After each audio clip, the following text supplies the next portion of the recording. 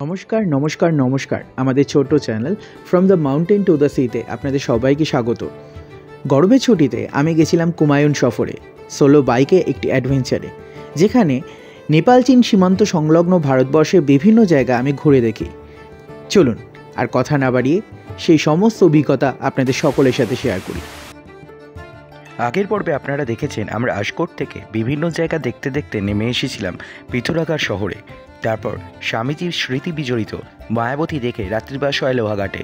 যদি সেই পর্ব না দেখা থাকে তবে আই বাটনে গিয়ে এক্ষুনি দেখে নিন। এই পর্বে আমরা দেখব লোহাঘাটের বাকি দ্রষ্টব্য স্থানগুলি। লোহাঘাট ঝিল আসলে নাম হলো কলিডেক লেক।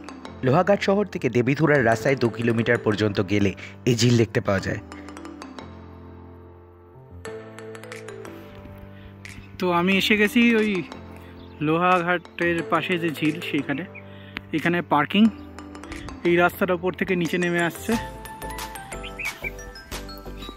এন্ট্রির কোনো পয়সা নেই, গেট খোলা, ঢুকে যাও। সুন্দর ঝিল।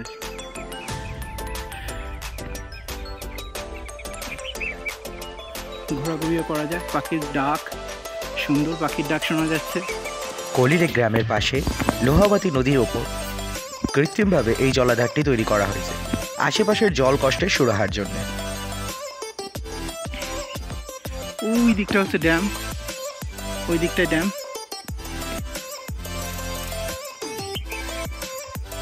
বেশ ভালো সময় কাটানো যাবে, কোনো ফ্যামিলি এলে এখানটায় দারুণ সময় কাটাতে পারবে।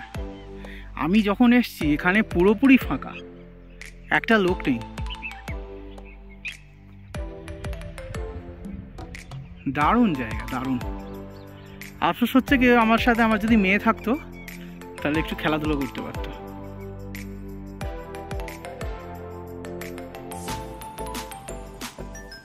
এইখানে বোটিং করতে 200 টাকা লাগে।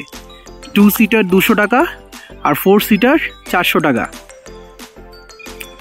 আমার খালি মনে হচ্ছে যদি একটা বোটে করে ওই গাছগুলোর, ওই যে গাছগুলো রয়েছে ওই গাছগুলোর মাঝখান দিয়ে যদি বোটগুলো নিয়ে যাওয়া যায়, ওফ কি দারুণ লাগতো।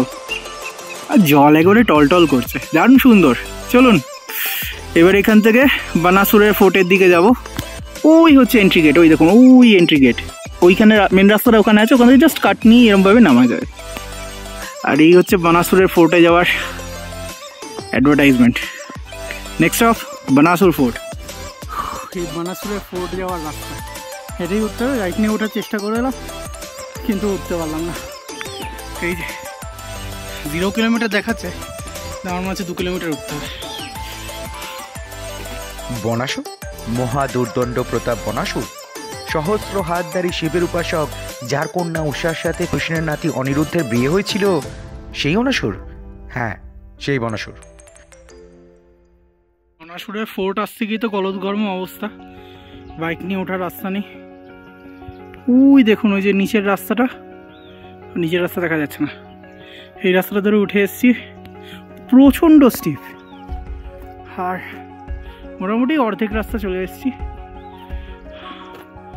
ওপরে আবার পাহাড় দেখা যাচ্ছে। ওই দিকটা হচ্ছে মুন্সিয়ারির দিক, এই দিকটা কৌশানি, বিনসার, আলমোড়া এইসব রয়েছে এখানটা।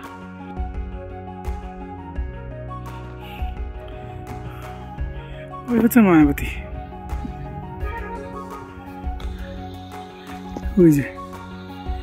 আর এই হচ্ছে আমার বাইক, ওই দেখুন। ঘটনার সূত্রপাতটা কিছুটা এরকম। শিবের বর পেয়ে সহস্র হাতধারী বনাসুর কিছুটা অহংকারী হয়ে উঠেছিলেন। প্রতিপক্ষের খোঁজে তাণ্ডব শুরু করে দিয়েছিলেন, এমনকি শিবকেও জ্বালাতন করতে ছাড়েননি। শিব তাকে একটা পতাকা দিয়ে বলেছিলেন, যেদিন এই পতাকা ভেঙে 2 টুকরো হবে সেদিনকে তুমি তোমার প্রতিপক্ষকে তোমার সামনে খুঁজে পাবে। এদিকে বনাসুরের কন্যা উষা কৃষ্ণের নাতি অনিরুদ্ধকে দেখে প্রেমে পড়ে এবং এই অজ্ঞাত পরিচয় ব্যক্তি সম্বন্ধে তার বান্ধবী চিত্রলেখাকে জানায়। চিত্রলেখা বুঝতে পারে এটা অনিরুদ্ধ এবং তার ঘুমের মধ্যে অপহরণ করে উষার কাছে নিয়ে যায়। সব জানতে পেরে অনিরুদ্ধ উষার প্রেমে আবদ্ধ হয় এবং গান্ধর্ব মতে তাদের বিবাহ হয়। 4 মাস কেটে যায়। এদিকে একদিন রাজ্য পরিদর্শনে গিয়ে বনাসুর দেখতে পায় শিবের দেওয়া পতাকাটি ভেঙে 2 টুকরো হয়ে গেছে। Zero maintenance. সে বুঝতে পারে তার প্রতিপক্ষ হাজির। জানি না উপরে উঠে কিছু দেখতে পাবো কি পাবো না। ফাইনালি রাস্তা খুঁজে বের করার অনেক চক্করের পরে এই সিঁড়িতে উঠতে পেরেছি। সে তার সমস্ত সেনাকে আজ্ঞা দেয় নতুন কোনো আগন্তুক শহরে থাকলে তাকে এক্ষুনি তার সামনে হাজির করা হোক। ফাইনালি কেল্লার মাথায় বনাসুরের ফোর্টে। হয়ে ভগবান, বড় টেস্ট নিল আমার। অনিরুদ্ধের কথা জানতে পেরে বনাসুর তৎক্ষণাৎ উষার মহলের দিকে যায় একটা বিশাল সেনা নিয়ে। অনিরুদ্ধ এক হাতে রাজপ্রাসাদের পিলার ভেঙে সমস্ত সেনাকে পরাজিত করে, কিন্তু বনাসুরের হাতে সে পরাস্ত হয়। উষার প্রবল আপত্তি কান্নাকাটি অগ্রাহ্য করে বনাসুর অনিরুদ্ধকে কারাগারে নিক্ষেপ করে। প্রায় 1 মাস পরে নারদ দ্বারা কৃষ্ণ তার নাতির এই অবস্থার অবগতির কথা জানতে পারেন। সমগ্র যদুবংশ বনাসুরের বিরুদ্ধে যুদ্ধ ঘোষণা করে। বলা হয় এই যুদ্ধ এতটাই ভয়ানক ছিল যে ব্রহ্মা এবং অন্যান্য দেবতা, ঋষি, সৎ ব্যক্তি, উর্বশী, মেনকা সকলে এই যুদ্ধ দেখতে আসেন। শিব এই যুদ্ধে তার ভক্ত বনাসুরের পক্ষে ছিলেন, কিন্তু তিনিও শেষ রক্ষা করতে পারেন। শিবকে ঘুম পাড়িয়ে কৃষ্ণ যখন বনাসুরকে ভীষণভাবে পরাস্ত করে ফেলেছেন, তখন শিব তার ভক্তের জন্য ক্ষমা প্রার্থনা করে। এই হচ্ছে ফোর্ট, বনাসুরের ফোর্ট। দেখতে পাচ্ছি নড়ছে বিশাল।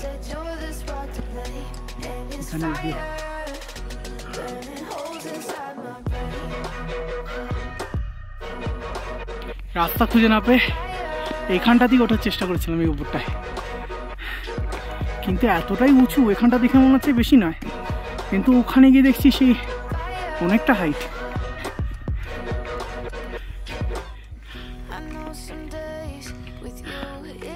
অনেকটাই হাইট, বোঝা যায় না পাহাড়ে। ঠিক আছে, এবার নামার পালা।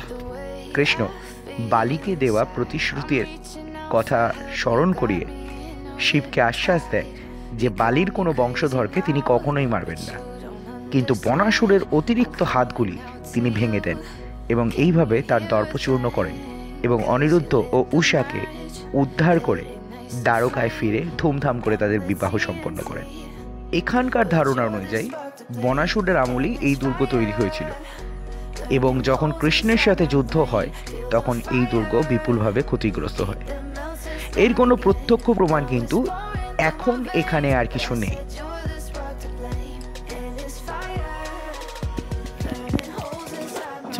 চম্পাবত থেকে লোহাঘাট বেশি ভালো লেগেছে আমার।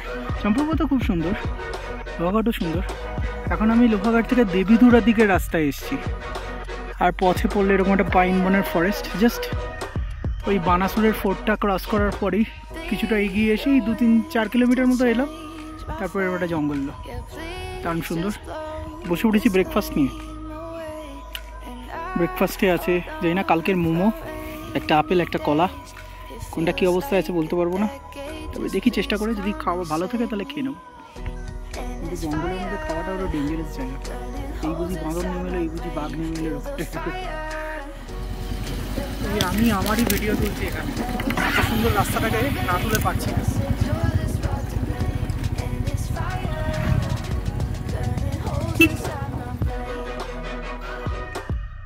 নীল পতাকাধারী ওই বাইকার্সদের দেখতে পেলেন? এরা যাচ্ছে সকলে রিটা সাহেবের উদ্দেশ্যে। শিখদের প্রসিদ্ধ ধর্মস্থান হলো রিটা সাহেব, এবং বছরের এই সময়ে এদের কিছু একটা অনুষ্ঠান চলে এবং যত শিখরা থাকে তারা সবাই এই সময় এখানে দর্শন করতে আসে। আমরা কিন্তু ওই দিকে যাচ্ছি না, আমরা যাব এই পথ ধরে দেবীদুরার দিকে। এই পথটা চলে গেছে আলমোড়ার উদ্দেশ্যে, আর আমরা এসছি ওই দিক থেকে। এই জায়গাটা প্রতি টাউন ক্রস করার পর অনেকটা আসার পর পাওয়া যায়, কিন্তু এই ভিডিওটা আর এখান থেকে বাড়াচ্ছি না, কারণ এই দিন আমি অনেক জায়গা ঘুরেছি আর সব কটাই দুর্দান্ত দুর্দান্ত। দেবীদুরা বিখ্যাত তার মন্দিরের জন্য। এটি একটি প্রসিদ্ধ শক্তিপীঠ, মাতা বারাহী দেবীর মন্দির, অসম্ভব জাগ্রত এবং এত সুন্দর পরিবেশ যে একে ভালো করে না দেখালে আমারই শান্তি হবে না। তারপর ওখান থেকে যাই দল আশ্রমে। বিখ্যাত দল আশ্রম, লক্ষ্মীর শ্রীযন্ত্র বসানো সে দুর্দান্ত মন্দির। এরপর শেষে পৌঁছাই ভীমতালে আর অসম্ভব সুন্দর একটা সূর্যাস্তের সাক্ষী রেখে দিনকে শেষ জানাই। তো সেই সব ভিডিও দেখতে হলে অবশ্যই পরবর্তী পার্টের দিকে নজর রাখুন আর আমার চ্যানেলটি সাবস্ক্রাইব করতে ভুলবেন না। দেখা হচ্ছে পরবর্তী পার্টে। ভালো থাকুন, বিদায়।